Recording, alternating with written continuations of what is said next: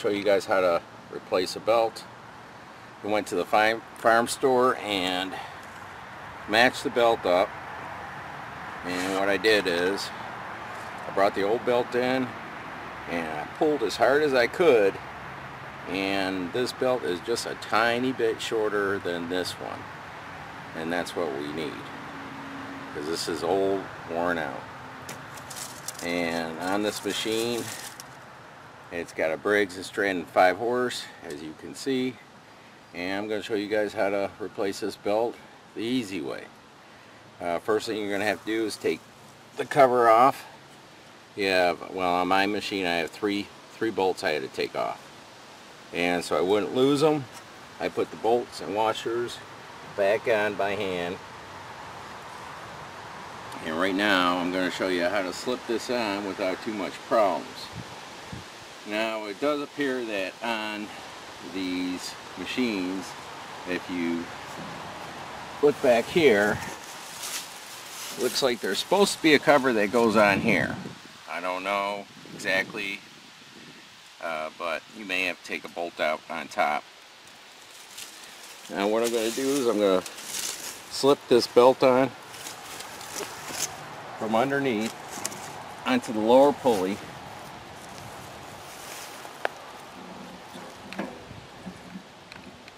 And then I'm going to bring it on top here. Now this motor, when you pull the cord, and make sure you have it on off so it doesn't start, and pull the spark plug, because we don't want this starting with your fingers in the way. So what you're going to do is you're going to slide this over, get it kind of tight. Can you see that? Yep. And then you're going to take your pull cord and you're going to pull easy, which is going to turn that pulley. And see how it's on there now? It's that simple.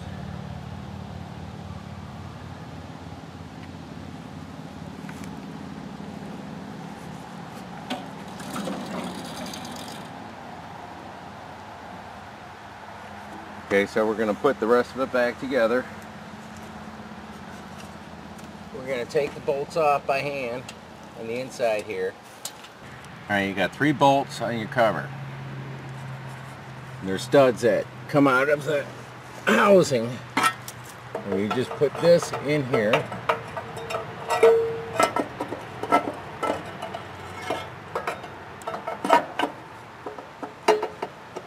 Line up your 3 bolts.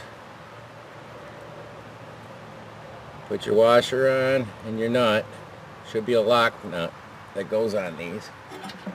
I'll show you what I'm talking about here in a second.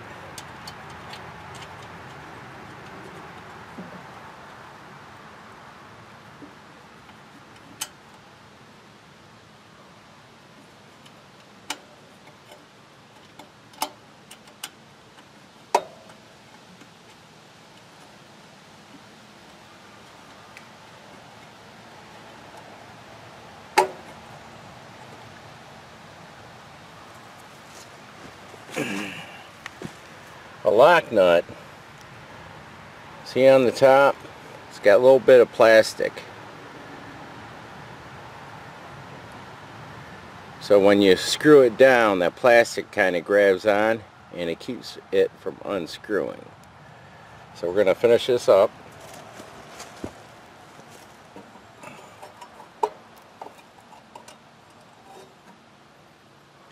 Now, if you're not familiar with impacts, I would do this by hand. Now I'm using an impact. It's a little Ryobi, and I'll do a video on these Ryobi tools later. But these are really good tools and pretty affordable.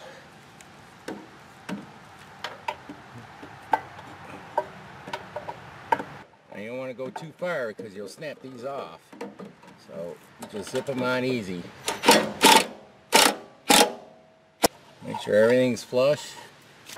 Now I'm just checking to make sure that the belt isn't hidden like the housing.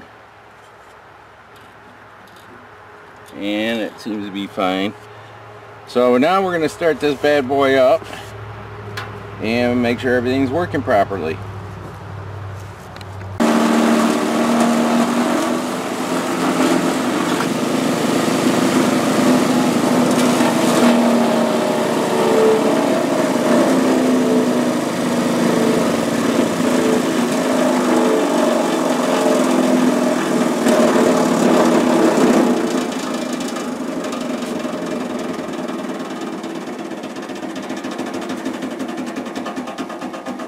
Now, what I'll do is I'll keep this in my toolbox so I know what size belt it is now.